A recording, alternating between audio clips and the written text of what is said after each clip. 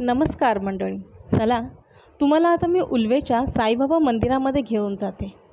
चला पाहूया, खूप सुंदर मंदिर आहे.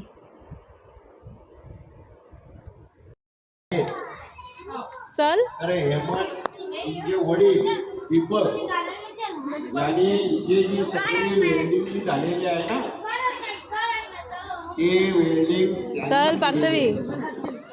त्यांची एक मोठी हा आहे उल्वेमधील साईबाबा मंदिर.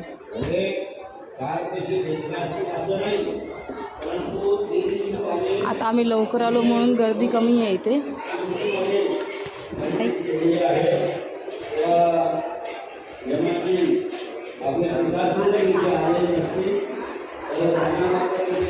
नाही तर खूप गर्दी असते इथे.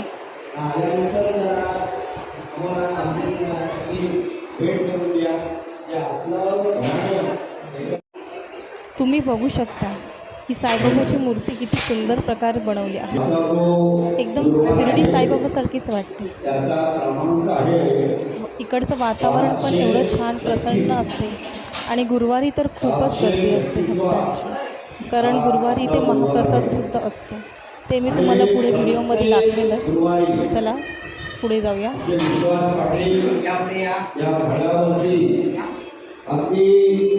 सुवर्णाक्षरांनी केले असतील तर आज त्यांच्याकडे 736 सुविचार जमा झाले असतील.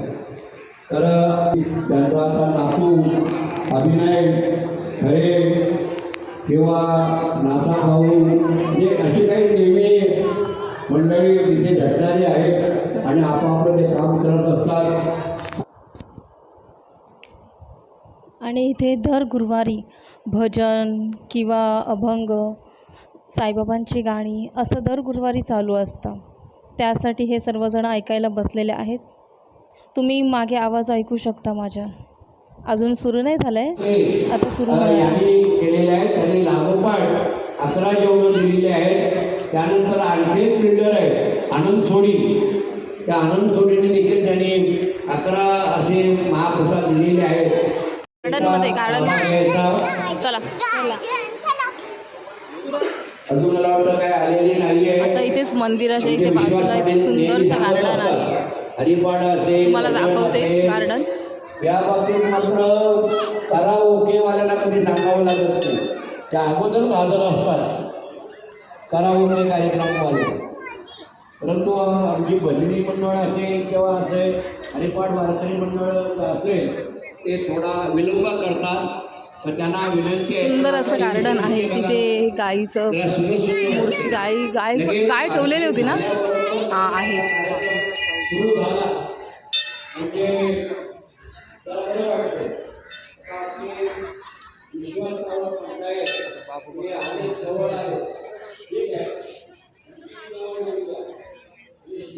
किती छान दृश्य वाटते, गाय आणि वासरू.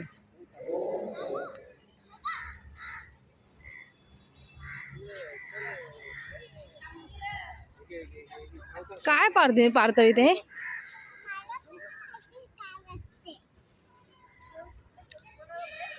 बगळा आहे, बगळा.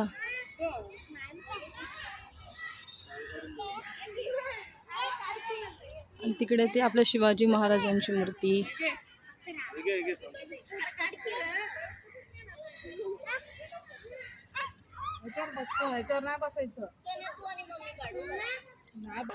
आतमध्ये नाही जायचं, ते ओरडणार.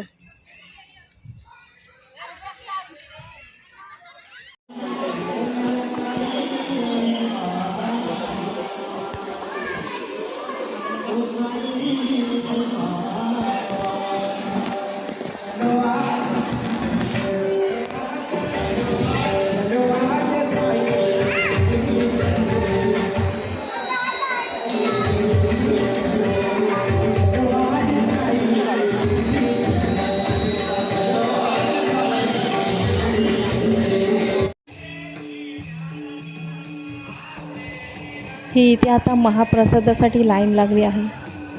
खूप गर्दी असते. आता तर सुरुवात झाली आहे. 9 वाजेपर्यंत जेवण असतं इथे. इथे जेवणाची पद्धत म्हणजे आपण स्वतः आपलं ताट धुवायचं जेवल्यानंतर. जेवणामध्ये काय काय आहे तुम्हाला दाखवते मी.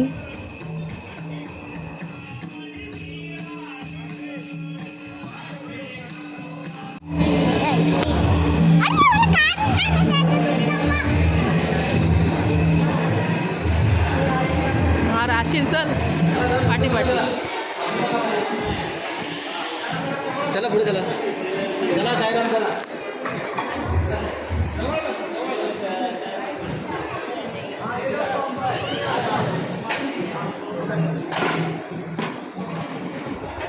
जेवण तर साधं असतं गावच्या पद्धतीने, पण खूप चविष्ट असतं, एकदम टेस्टी.